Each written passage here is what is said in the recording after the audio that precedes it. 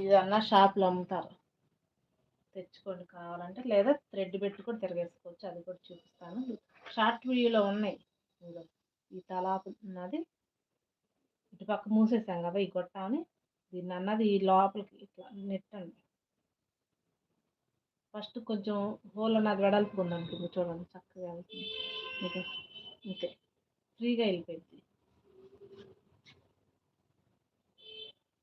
లోపల జారిపోయిందంటే తిప్పలే వచ్చేసింది మనకి ఫ్రీగా. ఇలా తిరగేసుకోండి.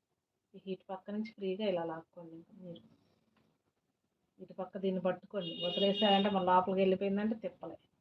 ఖర్చులు ఎక్కువ అతుకులు లేకుండా చూసుకోండి. అతుకులు ఉన్న చాట ఏమైందంటే మందం వచ్చి తిరగదు. కొంచెం ఆ ఖర్చు అన్నది లోపలికి వెళ్ళడానికి టైం పట్టింది. సన్నగా కుడతాం కదా! చూడండి ఆ ఖర్చు దగ్గర అన్నది పట్టేస్తుంది. ఇక్కడ కుట్టు వచ్చింది మళ్ళీ అక్కడ ఆగిపోతుంది. అంత ఫ్రీగా తిరగదు అనమాట. అక్కడ కొంచెం వెడల్పు అది జారి వచ్చేసింది. గొట్టం తిరగేసుకునే విధానం అయితే ఇంతేనండి. ఇప్పుడు సన్నగా మనకు బాగానే వచ్చింది, చక్కగా వచ్చింది.